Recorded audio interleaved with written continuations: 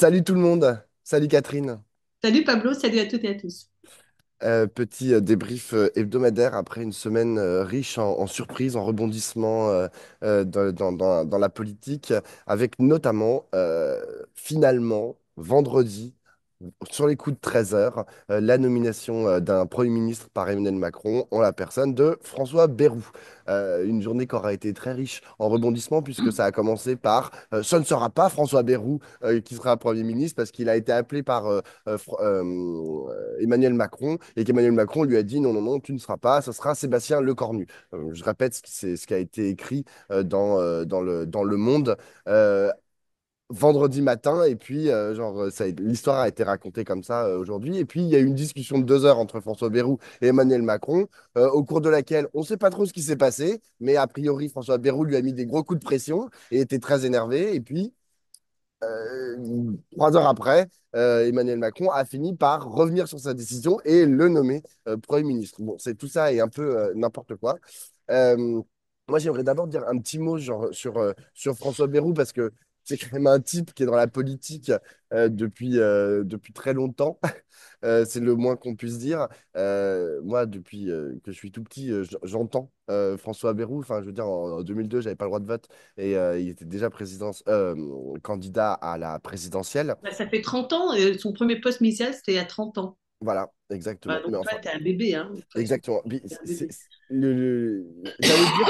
j'allais dire, il y a un parallèle en ce sens. Bah, ils sont tous les deux septuagénaires et des vieux routiers de la politique avec Michel Barnier. Qu'il remplace avec quand même une différence, c'est que Michel Barnier a jamais été un premier couteau, alors que François Bayrou, si. Moi, François Bayrou, je me souviens à la fois d'avoir lu des analyses politiques dans les années 2000 qui lui prédisaient un avenir présidentiel et qui voyait que le chemin que cherchait à emprunter François Bayrou n'était pas totalement inintéressant. Et d'ailleurs, c'est un chemin qu'a repris ensuite euh, euh, Emmanuel Macron avec des modalités un peu différentes. Mais être le centre et de gauche et de droite, c'était quelque chose que lui avait intégré dans son logiciel politique plus tôt qu'Emmanuel Macron, à une époque où Emmanuel Macron ne pensait pas vraiment la politique. Mais surtout, moi, ce que je trouve intéressant, c'est enfin, le cœur de son discours politique depuis, on va dire, 20 ans, c'est de réconcilier les Français. C'est son objectif, il le ressasse en permanence dans son discours. En cela, il avait déjà préfiguré la fracture de la France, l'éclatement de la société française, telle qu'aujourd'hui on la constate et qui, dans une certaine mesure, fait qu'on est dans une situation politique un peu complexe au niveau de l'Assemblée nationale et pour trouver un Premier ministre et nommer un gouvernement.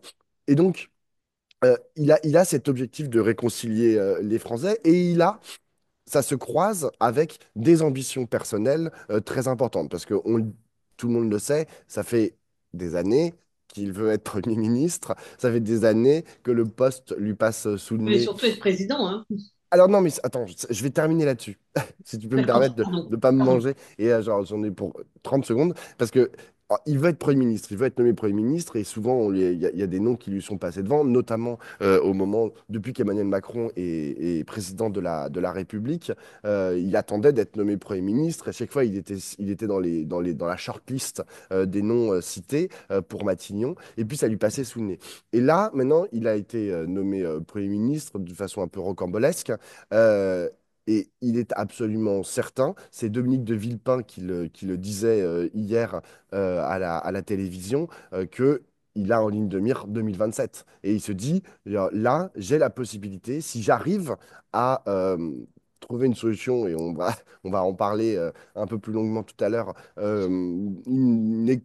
arriver à résoudre l'équation qui lui a été proposée à l'Assemblée nationale, j'ai une voix pour 2027 et que Emmanuel Macron a nommé à Matignon, et c'est une grosse différence avec Michel Barnier, quelqu'un qui va essayer de prendre plus de place que lui, qui va essayer de faire la démonstration qu'il peut être un avenir de l'histoire, ce que ne voulait pas du tout être Michel Barnier. Hein, je pense que ça ne l'intéressait pas. Et dans les discours qu'il a tenus, on voyait très bien que ce n'est pas quelque chose qui était dans son champ, quoi. Là, on a un type qui va vouloir être candidat à la présidentielle 2027, à mon sens. Vas-y, tu veux dire un mot, Oui, moi Catherine? je veux dire que c'est quelqu'un pour lequel j'ai une certaine estime pour plusieurs raisons. La première qui est la plus ancienne, qui date de 2002, quand Chirac, après avoir affronté Jean-Marie Le Pen au second tour à la surprise générale, a décidé de rassembler toutes les droites dans un seul parti. Il a refusé de rentrer. Donc Chirac a créé l'UMP en mettant le meilleur d'entre eux à sa tête, c'est-à-dire Alain Juppé, et il voulait rassembler toutes les familles de la droite au sein de l'UMP. Et François Bayrou a refusé de se plier à cette injonction de se rassembler avec ses autres petits copains de droite. Et donc, ça fait longtemps, c'était il y a 22 ans, et il avait dit une phrase, c'est quand tout le monde pense pareil, c'est-à-dire que plus personne ne pense. Ce qui reste, moi, en tout cas, un point de vue que j'ai solidement ancré en moi concernant la gauche. Puisque moi, j'ai toujours été, ceux qui suivent le débrief savent que je n'ai jamais été favorable à cette idée de groupe parlementaire unique, et ni même, à vrai dire, de candidature unique posée comme étant l'objectif et le must de notre union et de notre unité à gauche. Donc, François Bayrou a eu le courage, mais un vrai courage politique, cette fois-là, de refuser de se plier à ce diktat. Ça, c'est la première chose. Donc, pour moi, c'est quelqu'un qui peut avoir l'audace et le courage de faire valoir ses convictions, quand bien même il prend un risque politique. Il n'y a pas de politique sans risque. Lui, il sait le faire. L'autre chose qu'il a faite aussi, bien que ça ne soit pas absolument mes choix politiques personnels, il a osé appeler, on se souvient, à voter pour Ségolène Royal en 2007, au deuxième tour, pour François Hollande au deuxième tour, et il s'est désisté en faveur d'Emmanuel Macron. C'est-à-dire qu'alors qu'il se voyait un destin, il renonce pour faire élire celui qu'il pense être mieux placé pour porter les idées qu'il croit. Donc ça, pour moi, c'est quand même quelque chose qui montre un personnage qui a des convictions politiques et qui n'est pas que mu par la popole, la tambouille, les petits intérêts, etc. Ça, c'est la première chose. La deuxième chose, c'est qu'il a pris des positions en matière de principes démocratiques avec lesquels je suis d'accord. Il avait, tout le monde s'en souvient et s'est rappelé qu'il avait donné sa signature à Marine Le Pen pour qu'elle puisse se présenter en 2022 quand il n'était pas certain qu'elle puisse obtenir ses 500 signatures. Il a pris position en faveur de la création d'une banque de la démocratie pour que les partis politiques qui veulent concourir aux élections puissent avoir des financements. Et je suis d'accord aussi avec ça. Et troisième position qu'il a prise sur le terrain des principes des principes démocratiques, c'est on n'applique pas des peines tant que les recours ne sont pas épuisés. Ça, il l'a dit à propos du procès de Marine Le Pen. Donc tout le monde dit ah là là, Bayrou il fait des clins d'œil à Marine Le Pen. Tout ça, ce sont des choses avec lesquelles moi je suis d'accord et que je considère que ça relève de principes fondamentaux qui me font considérer François Bayrou comme parmi les personnalités politiques, une des plus estimables. Après, j'ai évidemment moult désaccords, hein, dont un qui va, je vais le dire, je le pose là, il est sans n'avoir jamais vraiment précisé, il est pour la proportionnelle. Alors je pense que là, c'est de la même manière qu'il a pris ses positions aussi pour se desserrer les taux de l'UMP autour de lui et pouvoir faire exister son parti politique et avoir des élus. Pour moi, c'est une réflexion de chef de parti. Quand les partis sont en crise, je pense que la proportionnelle doit faire partie des modes d'élection, mais l'idée que les partis qui sont atrophiés et boutiquiers bien souvent décident de tout, des candidats, etc., de leur place sur les listes, nanana, nanana. Tout ça, ça ne me convient pas. Donc, je ne suis pas pour que les partis aient tous les droits et tous les pouvoirs. Ça ne veut pas dire que je ne suis pas pour qu'il y ait une dose de proportionnelle, mais je ne suis pas pour que ce soit toute la proportionnelle, ni même, et encore moins, que ce soit ce que demande le Rassemblement national, c'est-à-dire une proportionnelle majoritaire, une prime majoritaire qui fait que le premier groupe arrivé en tête à l'Assemblée nationale raflerait tout. Pourquoi je suis contre? En dehors du fait que le RN le fait parce qu'il pense que ça lui permettra de gouverner, moi je suis contre pas pour des raisons d'opportunité, mais parce que justement, pour la raison que je disais tout à l'heure, c'est que ça contraint à tous se rassembler dans un seul parti pour essayer d'être le premier parti à l'Assemblée nationale. C'est-à-dire que ça force l'unification des partis, là où je pense que, en particulier dans ces moments où il faut définir un nouveau chemin, on n'a pas besoin de niveler tout le monde dans une seule formation politique. Voilà. Mm. Donc, et puis après, on va discuter du reste. Mais en tout cas, ce que j'avais envie de dire au départ, c'est que pour moi, c'est un monsieur, alors qui fait la rumeur dit qu'il travaille pas beaucoup, c'est possible. Ben, vous savez, c'est ce que je ne sais pas ce que ça veut dire travailler quand on est un homme politique. Alors, c'est sûr que son bilan à l'éducation nationale ou au commissariat au plan, c'est égal à zéro. Il a rien fait. Ceci étant, c'est comme les artistes. Les artistes, il y a le temps de travail, celui de la production du dessin, qui peut être extrêmement rapide, ce qui ne veut pas dire qu'ils n'ont pas travaillé en longue longueur. Non, non, mais pourquoi je dis ça? Parce que le fait qu'ils prennent des positions et qu'il y ait une réflexion sur la démocratie, les institutions et la politique de la France, pour moi, c'est ça le travail d'un politique. Mm. Voilà. Ce que je veux dire, c'est que le Je pense fait pas que ça qu'il soit exactement ce qu'on lui demande au commissariat au plan.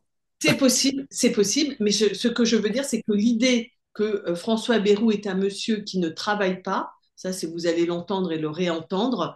Ce que moi je dis, c'est que en politique, je ne crois pas que le cœur de ce qu'on attend des politiques, c'est de produire des notes et des plans et des documents. Je ne dis pas qu'il ne faut pas qu'il y ait des politiques qui les pilotent, mais on ne peut pas dire que Bayrou ne soit pas une personnalité qui gamberge et se forge une opinion personnelle qu'il a le courage de défendre. Voilà, pour l'Aude à François, L'ode à à François François Bayrou. Bayrou. À partir de là, tout va mal. À partir de là, tout va mal, car, et on va attaquer dans le dur, François Bayrou, ça n'aura échappé à personne, est un homme de droite, malgré toutes les qualités, ou avec toutes les qualités Oui, oui, mais il y en a d'autres, qu'on hein. a On dites, parle de Villepin, tout le monde adore Villepin, mais enfin, Villepin, on sait, c'est c'est un un homme homme de de droite, droite, mais bien exactement. sûr, Enfin, qui est capable d'avoir des positions correctes sur les questions et, internationales. Enfin, Bayrou, il est et, capable d'avoir des positions correctes sur la question des institutions et de la démocratie. Exactement. Et en vérité, c'est quand même là que le bas blesse le plus dans le choix d'Emmanuel Macron. C'est que tout à l'heure, j'ai comparé François Bayrou et Michel Barnier selon leur âge, mais on pourrait aussi comparer leur groupe à l'Assemblée nationale, qui est quasi équivalent. Et je dirais même que le groupe du Modem est encore plus petit que le groupe Ah oui. LR. C'est-à-dire que quand on dit oui, c'était un des plus petits groupes de l'Assemblée nationale, le groupe LR, il a choisi Michel Barnier qui était issu de ce groupe. Ah bah là, le Modem, il est encore plus petit que le groupe LR. Enfin, genre,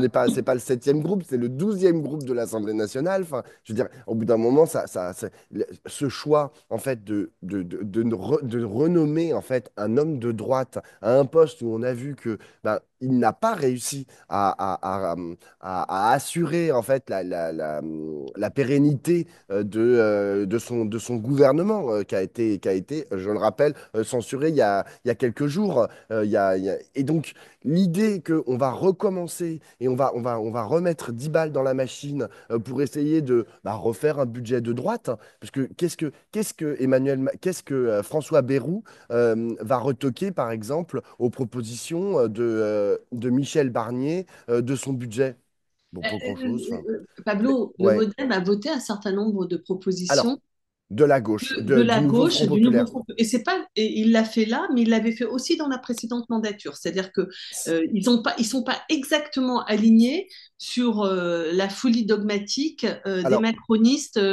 alors, Il faut pas appauvrir les riches parce que les milliardaires, hein, puisque c'était ça le mot de Wörth, il faut pas appauvrir les milliardaires parce que ça nous fait du bien à tous. Alors, bon, c'est lunaire. Mais c'est très intéressant que tu dises ça parce que c'est tout à On fait juste. démocrates chrétiens, hein. Je dis Alors, ça comme ça en passage, parce que le côté catho, je pense, ça compte pas strictement pour rien dans tu as le tout à fait raison. comportement et la culture des modems. Du modem, tu as tout à fait raison.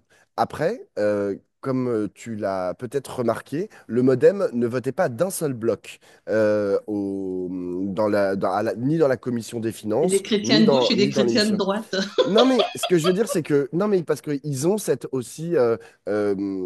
culture dont a parlé qu'a François Bayrou, du respect, en fait, de la démocratie, du respect des choix des uns et des autres. Et donc, en ce sens, bah, chacun votait un peu comme il voulait. Je dis pas qu'il y avait des tendances, en fait, qui se dessinaient, et c'est pour ça qu'à certains moments, on a pu dire le MoDem a voté les propositions ou les amendements du nouveau Front populaire, mais il ne le faisait pas dans son entièreté. Ce que je veux dire, c'est que je ne suis pas sûr que François Bayrou, Premier ministre, suive ce que va dire le groupe MoDem qui a voté les amendements du nouveau Front populaire. Aujourd'hui, François Bayrou, il est le Premier ministre d'Emmanuel Macron. Et il est son premier obligé. Alors, je sais qu'ils se sont fâchés, soi-disant, dans cette réunion vendredi, etc. Enfin, mais le premier mouvement politique, la première action politique qui est de recevoir Bruno Retailleau dans son bureau. Bruno Retailleau qui est genre, le tenant d'une ligne, j'ai même pas envie de dire d'une ligne dure, mais c'est d'une ligne raciste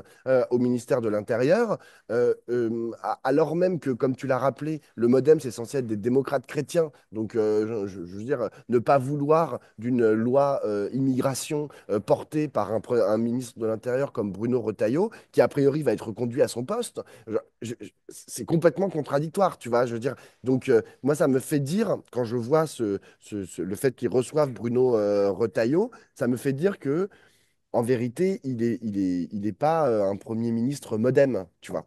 Ah, moi, Il je ne est. pense pas ça. Moi, je ne pense pas ça. Vas-y. Je pense qu'il est un Premier ministre modem, mais dans une équation dont il n'a pas les clés.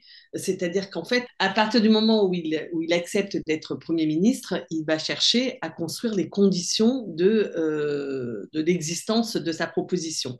Donc, évidemment, on peut en discuter. Il y a la proposition de faire une alliance avec la gauche, qui est possible, puisqu'il a déjà soutenu le Parti socialiste, Ségolène Royal, puis François Hollande, comme on s'en souvient, ou alors il a la possibilité de se tourner vers la droite.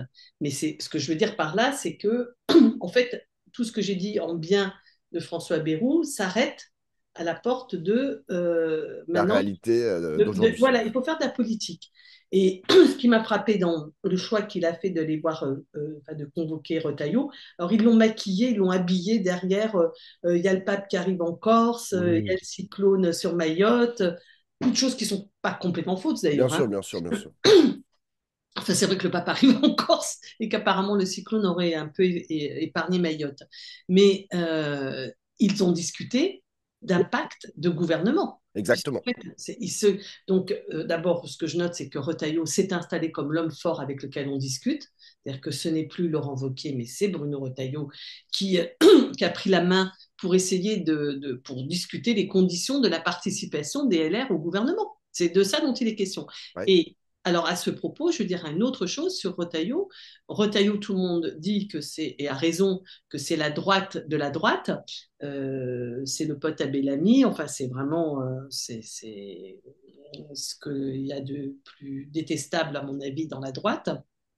Tout n'est pas détestable dans la droite, mais ça l'est. Et en revanche, il est aussi l'ancien président du groupe LR au Sénat. Et c'était quand même une des chances dont bénéficiait Michel Barnier, Michel c'était Blanc. ces 47 députés, ceux qui ne pèsent pas beaucoup dans l'Assemblée, mais c'était aussi d'avoir le Une Sénat chambre. en appui. Mm. Mais oui, c'était Mm, pas bien sûr. complètement une question secondaire. Donc, je pense que ça pèse dans l'équilibre, l'équation politique, ça pèse lourdement. Ce que je crois, c'est que la négociation va, par exemple, je ne crois pas que l'AME sera remise en cause sous l'initiative alors, je ne crois pas, ce qui ne veut pas, parce que je pense que c'est à peu près orthogonal à ses convictions profondes, ce qui ne veut pas dire qu'au bout du bout, politiquement, il ne va pas devoir en passer par là, hein. Mais ce que je pense, c'est que Retailleau ne doit pas être extrêmement ravi non plus de voir arriver ce bonhomme Ils auraient tous préféré, par exemple, un Le Cornu qui vient directement de la droite, quoi, qui est Mais un ancien républicain. tu as parlé de ce pacte qui a dû être scellé à Matignon entre. Mais Euh, je suis complètement d'accord avec Négocier, toi, hein. négocier. Négocier, Scellé, exactement. scellé, je crois que c'est allé trop vite en besogne. Oui, je suis d'accord. En cours de discussion. Mais donc, la question, c'est qu'est-ce qu'a demandé Retailleau? C'est-à-dire que pour rester au gouvernement et pour dire, bah, moi, je t'emmène une partie des LR.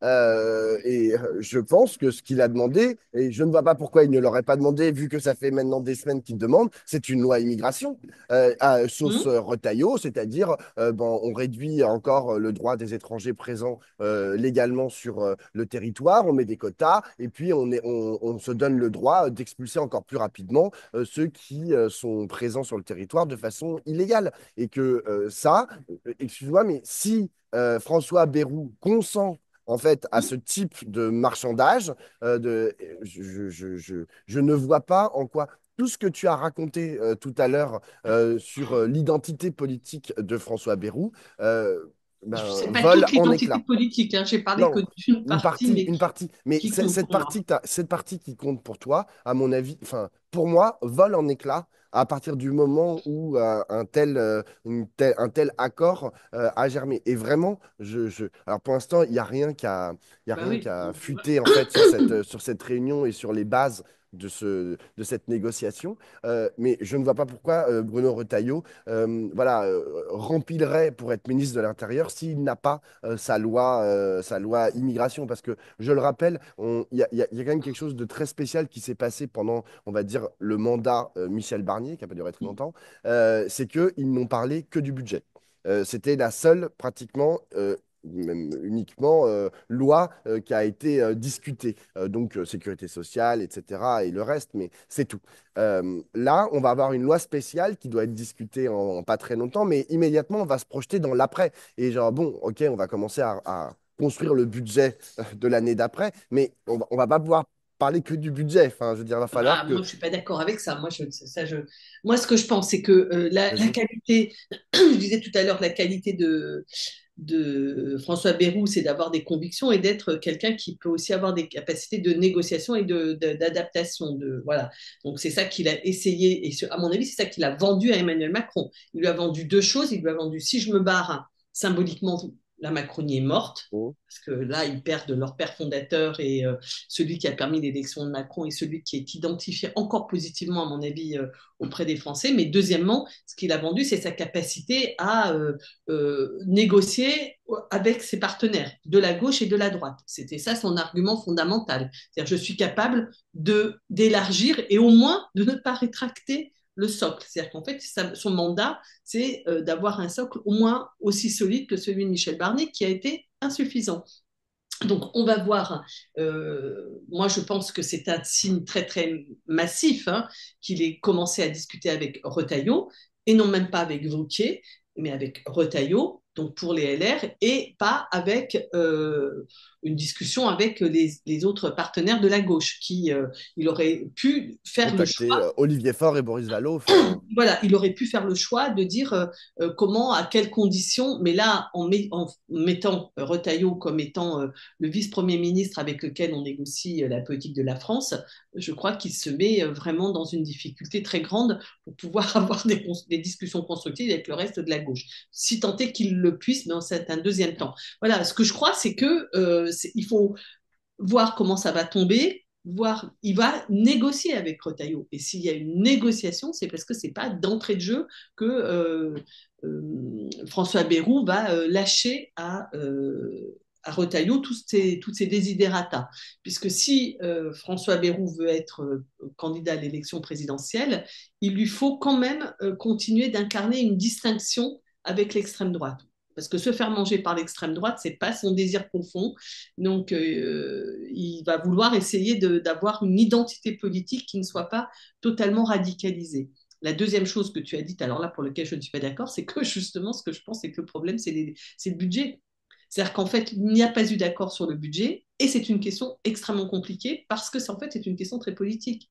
C'est-à-dire qu'au fond, devant les difficultés économiques, budgétaires, fiscales auxquelles on est confronté, il y a quand même des alternatives très fortes qui ont émergé, notamment au moment de débat à l'Assemblée nationale. On a vu qu'il y avait des propositions, que ce n'était pas juste des principes généraux, mais que ça se traduisait dans des propositions, notamment du nouveau Front populaire et que Éric Coquerel a porté, et qu'ils ont su rallier un certain nombre de députés Lyotte et Modem à ces propositions.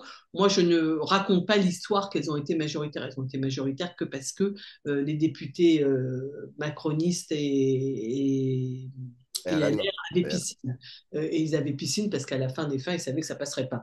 Mais donc, je ne crois pas que ce soit des propositions forcément majoritaires à l'Assemblée. Ça veut mais en tout cas, ils ont réussi à en rallier une partie d'entre eux et ça veut dire qu'il y a des propositions alternatives. C'est-à-dire que ce débat politique qui n'a pas abouti pour Michel Barnier ne va pas aboutir. Moi, je ne crois pas une seconde à la possibilité pour François Bayrou de surmonter ces difficultés qui ne sont pas D'accord. Donc, le gouvernement de tombe dans un négocier. mois.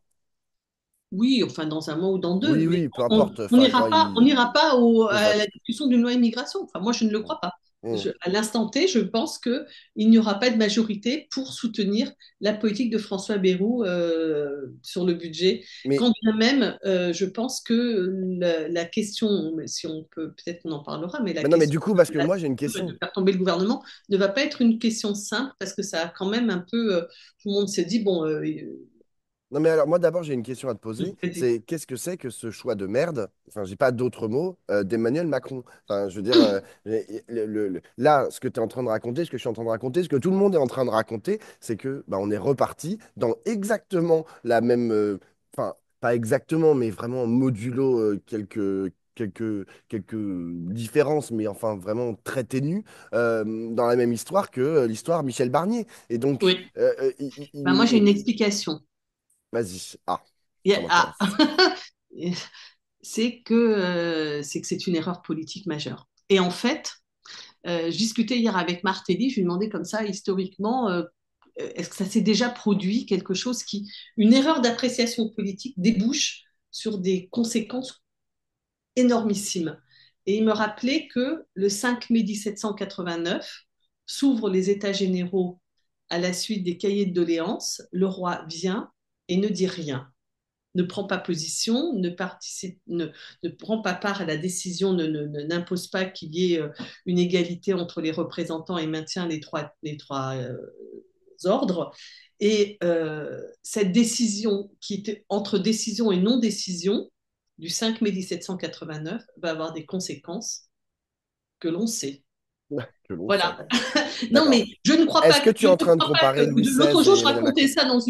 ça j'en parlais avec à la sortie d'une émission là avec mes interlocuteurs et ils me disaient ah oui alors euh, comment elle s'appelle Anne Hidalgo a bien fait de refaire la place de la Concorde parce qu'on va dresser l'échafaud. Non, c'est pas on va pas lui couper la tête réellement, mais en revanche je pense que symboliquement Emmanuel Macron ne fait pas les choix et accumule les choix qui vont conduire inéluctablement, pour moi là c'est totalement inéluctable, à son renversement. Oh.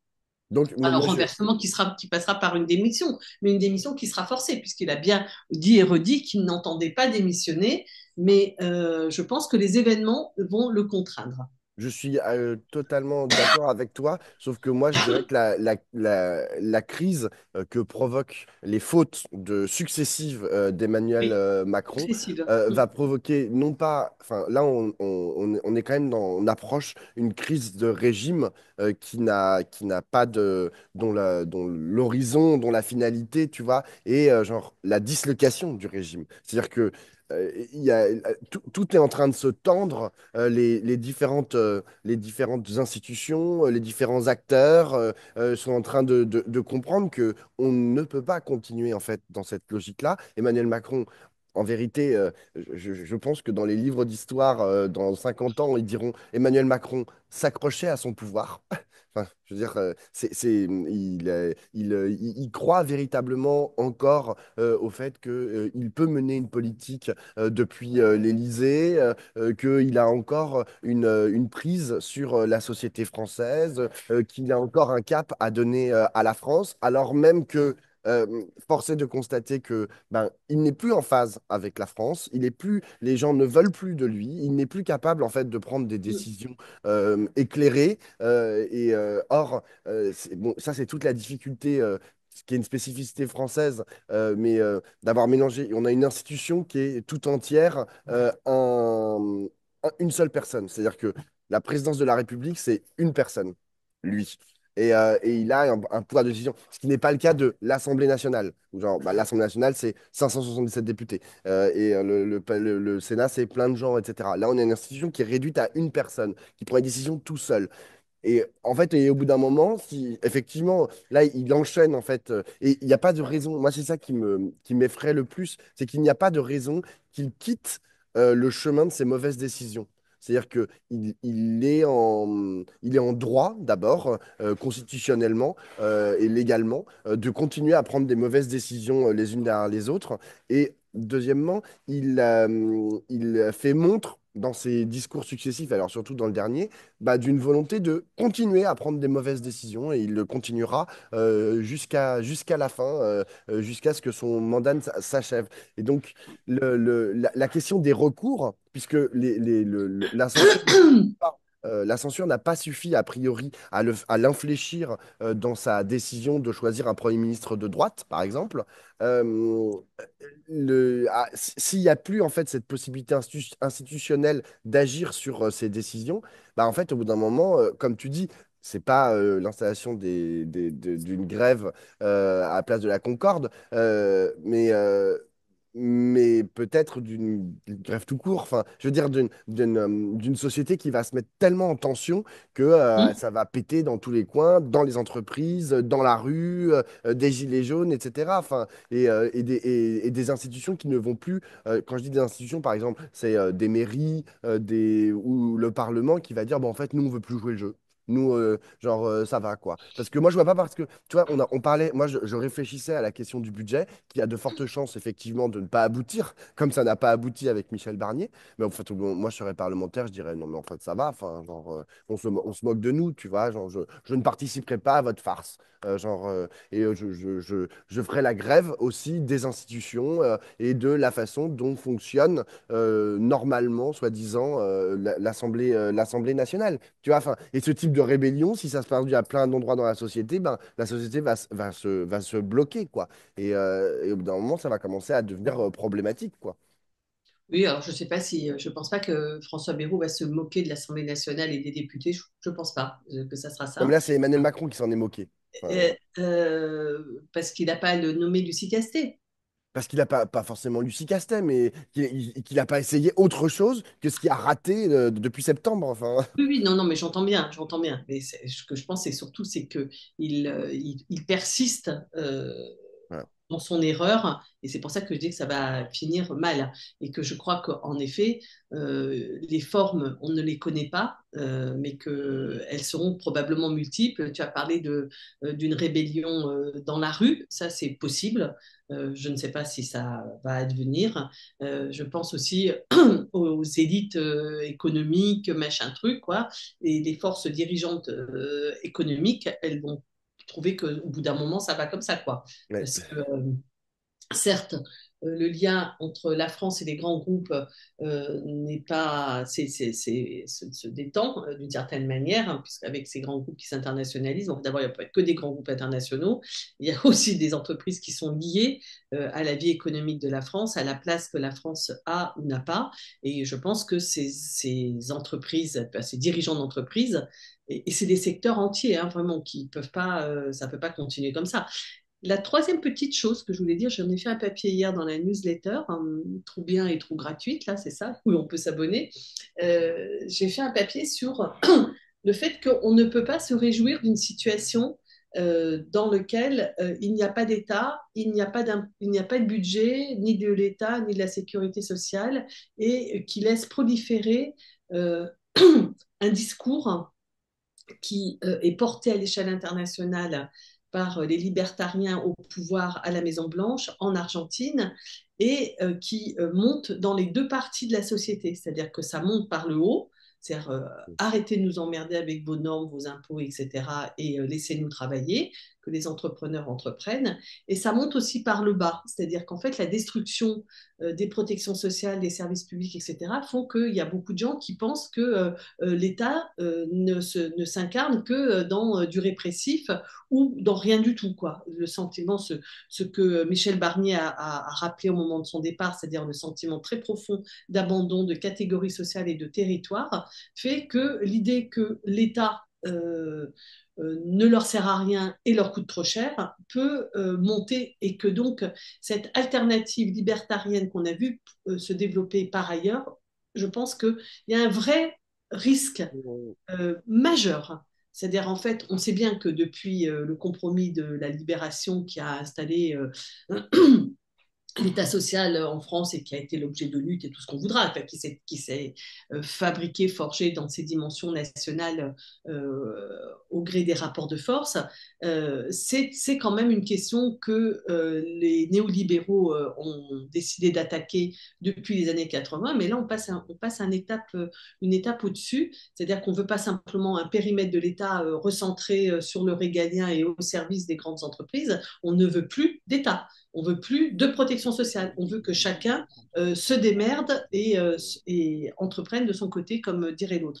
Donc, moi, je pense qu'il faut quand même, dans le genre des mises à jour que la gauche doit faire, elle doit aussi se poser cette question. C'est-à-dire que jouer le délitement et la crise de l'État, c'est pas une bonne idée. C'est-à-dire qu'on ne peut pas simplement jouer la crise. On peut contester. Moi, je pense que y a une partie de la gauche qui peut éventuellement penser que le niveau de radicalité des transformations nécessaires conduit à une révolution qu'on en appelle parfois citoyenne, et une autre partie qui, en revanche, de l'autre côté, survalorise le bienfait de notre État actuel.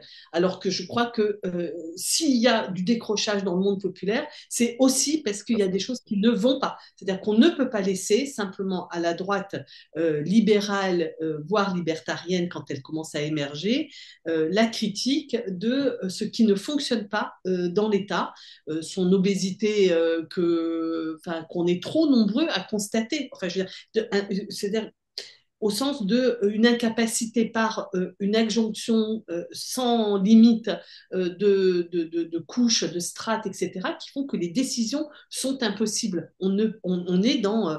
Enfin, moi, professionnellement, franchement, je peux vous raconter des tonnes de choses qui me paraissent En tant euh, qu'architecte urbaniste, oui.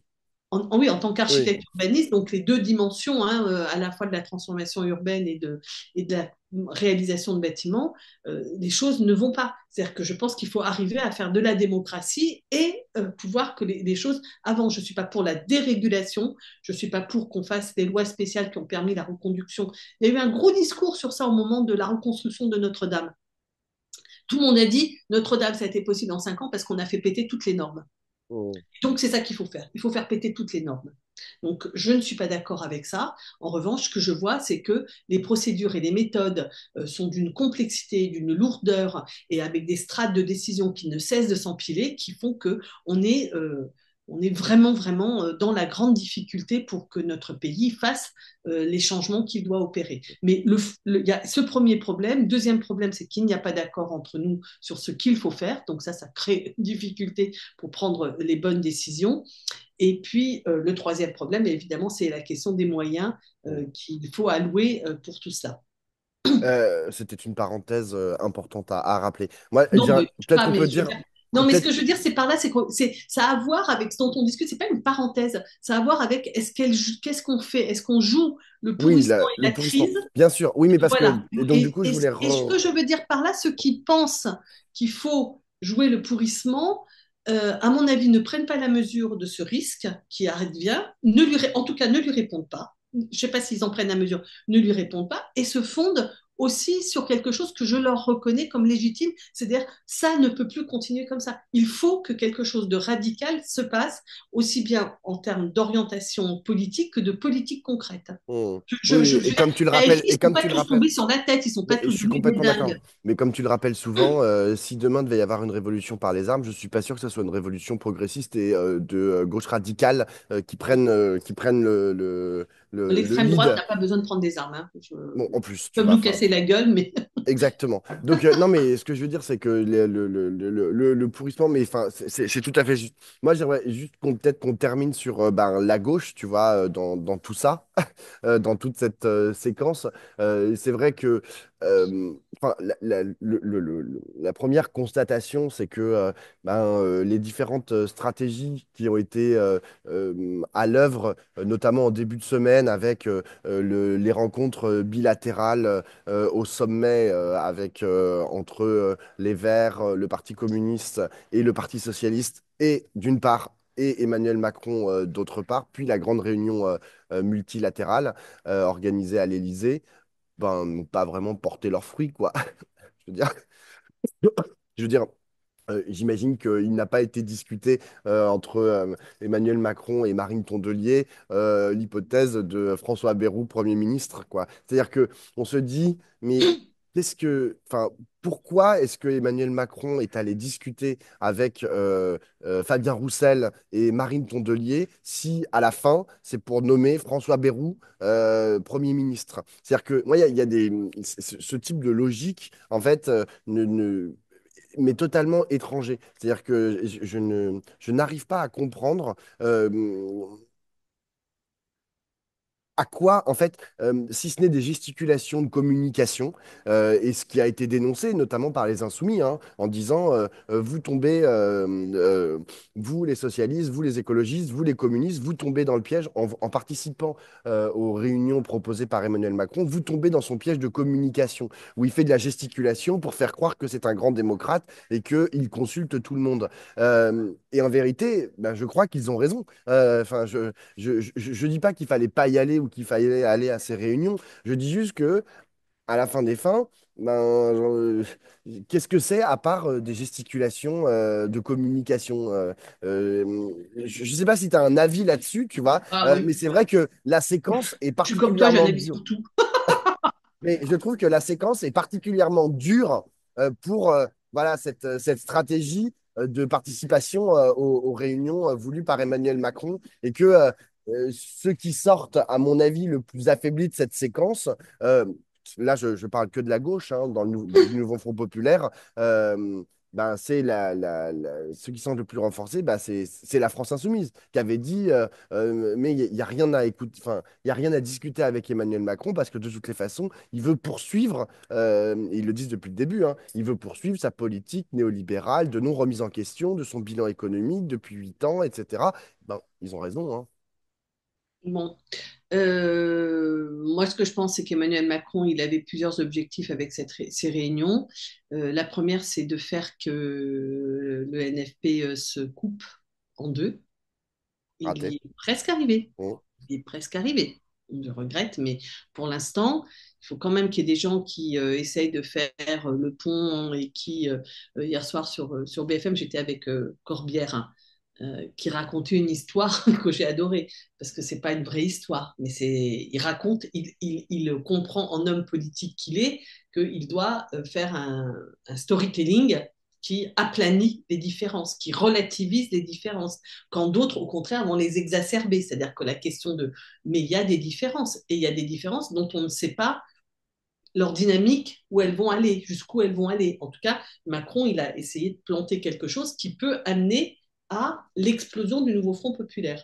Ça fait partie, à mon avis, de la stratégie. Et Corbière, lui, il s'est dit, je travaille au fait que cette différence d'appréciation, qui est une différence entre tactique et stratégie, n'affecte pas le fond. Sur le fond, le nouveau Front populaire dit la même chose quant à ses exigences. Donc, lui, il a plutôt essayé de relativiser cette différence de point de vue. Mais ce que je pense, c'est que Macron, de la même manière qu'il avait fait le pari en juillet que la gauche ne se réunirait pas et que donc il gagnerait ses législatives par surprise, là, il espère avec ces rencontres et en invitant la France insoumise et que la France insoumise décide de ne pas y aller, il a pensé que ça allait marcher son truc. Parce qu'il a Oui, mais pas, moi, je te c'est pas parle dans lui l'autre qui a mis à sens. l'écart, c'est pas Oui, mais lui qui a moi, mis à l'écart la France Insoumise, hein. je- je- C'est la France Insoumise qui a décidé de ne pas y aller. Ça, c'est donc la première chose. J'en ai d'autres, mais vas-y, tu veux réagir voilà. sur Bah, oui, non, mais en fait, non, je veux pas réagir, mais je veux te faire parler de l'inverse. C'est pas se placer du point de vue d'Emmanuel Macron, mais se placer du point de vue du Parti communiste, d'Europe Écologie Les Verts et du alors, Parti socialiste. Pourquoi est-ce qu'ils y sont allés? parce que moi, je pense que pour la raison que j'ai dit tout à l'heure de fond, Hum. qui est on ne peut pas jouer la crise et on ne peut pas jouer la crise objectivement et subjectivement. C'est-à-dire que je pense que vis-à-vis des Français, il n'est pas possible de dire c'est la merde et on va aller essayer d'aggraver la décrépitude dans laquelle on est. Donc je pense qu'ils ont raison d'y aller et d'y aller de manière, je dirais, entre guillemets, constructive. C'est-à-dire qu'ils y sont allés en faisant des propositions, dont une proposition de méthode.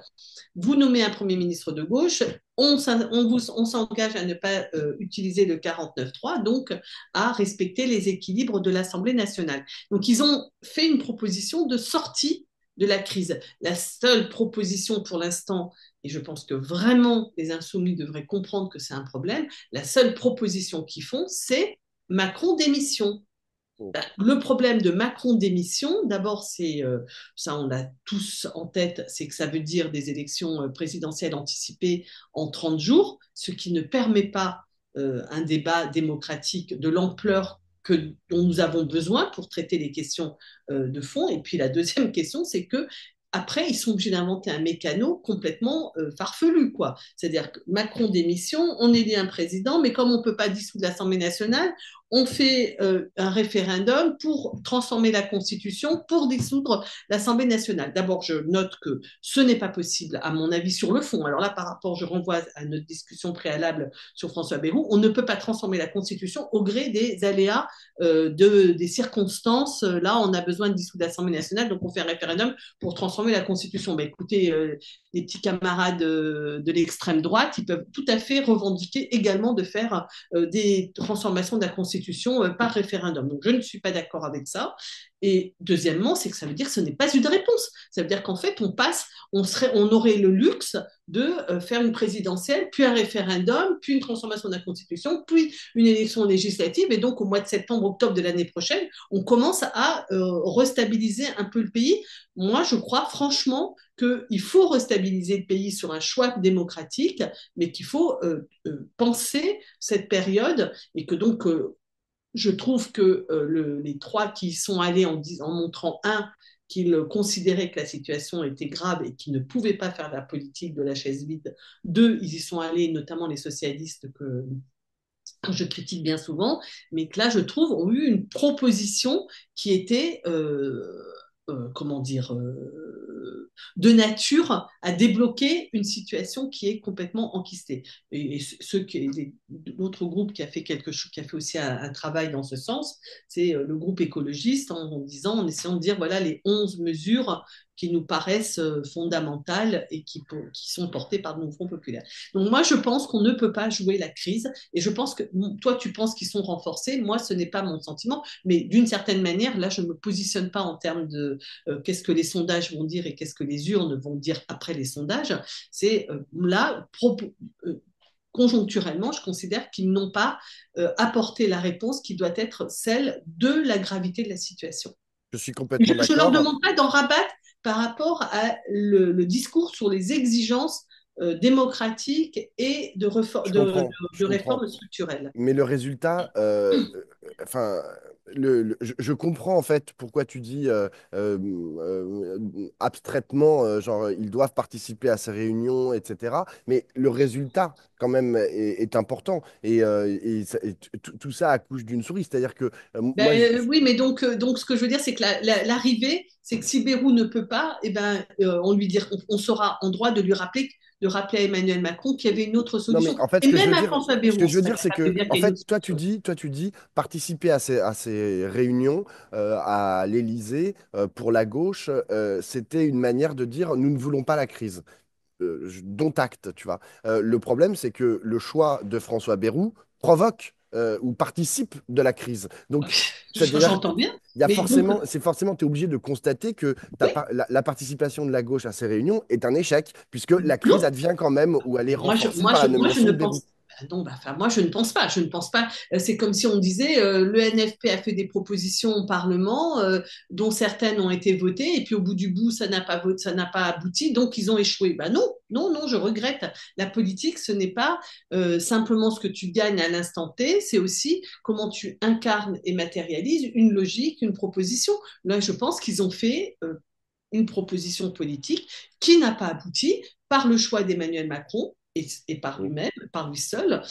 Macron décide de ne pas saisir la proposition que faisait le NFP quand ils sont venus à l'Assemblée, le rencontrer à l'Élysée. Il décide de tourner le dos et de continuer dans l'ancienne voie d'une manière plus étroite encore et avec la pression, le pistolet sur la tempe de François Bayrou. Donc, si tu veux, celui qui est quand même bien, bien affaibli dans cette affaire, à mon avis, c'est Emmanuel Emmanuel Macron. Macron. On est tout à fait Mais, d'accord. la gauche, la gauche, elle n'y allait pas pour gagner. Tu ne fais pas les choses simplement pour gagner. Tu fais les choses pour exprimer ton point de vue, pour essayer de convaincre et gagner cette fois-ci ou la fois d'après. Mm. C'est ça, faire de la politique. C'est pas juste ce que tu peux gagner à l'instant T. Je Si suis les d'accord, Français mais pensent qu'il faut aller vers la crise et l'émeute, et que, enfin, l'émeute dans tous les sens du terme, hein, je ne parle pas simplement de brûler les poubelles dans les rues, mais bah, si c'est ça et qu'ils pensent que, bah, écoutez, peut-être que c'est la France insoumise qui se sera mis en situation d'être le relais politique de ce sentiment dans le pays. Moi, je ne crois pas que ce soit ça le sentiment dans le pays, mais je me trompe mm. peut-être, hein. Mais je pense que dans le pays, il y a de l'inquiétude, éventuellement il y a de la colère contre Emmanuel Macron, mais il y a quand même une grosse inquiétude et qui demande qu'il y ait une sortie de crise. Et que si François Bayrou tombe, ce que je crois qu'il adviendra, d'abord ça n'adviendra pas facilement, c'est-à-dire qu'il faut qu'il accumule un certain nombre de conneries pour tomber. Et s'il tombe, comme il est un gros paratonnerre pour Emmanuel Macron, bah là, je pense que là, pour ça que je disais depuis tout à l'heure, on est dans une accélération et dans une aggravation très, très substantielle, y compris d'ailleurs la désignation de François Bayrou est un Ouais, facteur d'aggravation. Parce que ouais. si ce monsieur-là tombe, alors là, je vois pas je vois plus de recours hein, pour eux. Non, moi non plus. Bon, bah, on va suivre ce qui se passe genre, dans les prochains jours, parce que pour l'instant, donc, tu as parlé donc, de cette chute probable de François Bayrou, hein, que tout le monde suppute, subodore et renifle quand même dans les semaines ou dans les mois qui arrivent. Euh, pour l'instant, il y a différents groupes qui ont annoncé qu'ils ne voteraient pas la censure a priori. En gros, le Mais c'est ça, Rassemblement ça a à voir avec ce national, que je le veux Parti dire. socialiste, etc. Bien sûr, ça a à voir avec ce que tu viens de dire. Mais ils ont dit, a priori, nous, on veut laisser sa chance à François Bayrou, C'est pas etc. sa chance. Mais moi, je crois pas. Je pense que c'est pas juste de dire on veut laisser sa chance. On ne C'est veut les mots pas, qui sont euh, utilisés. on ne veut pas aggraver la situation d'entrée de jeu, quoi. Je Voilà. voudrais juste te dire un mot avant Vas-y. qu'on conclue totalement définitivement. Vous avez reçu, pour ceux qui sont abonnés à la newsletter ou pour ceux qui sont abonnés au journal, vous allez le recevoir également par courrier, un appel que nous vous demandons de nous aider à continuer ce que nous faisons.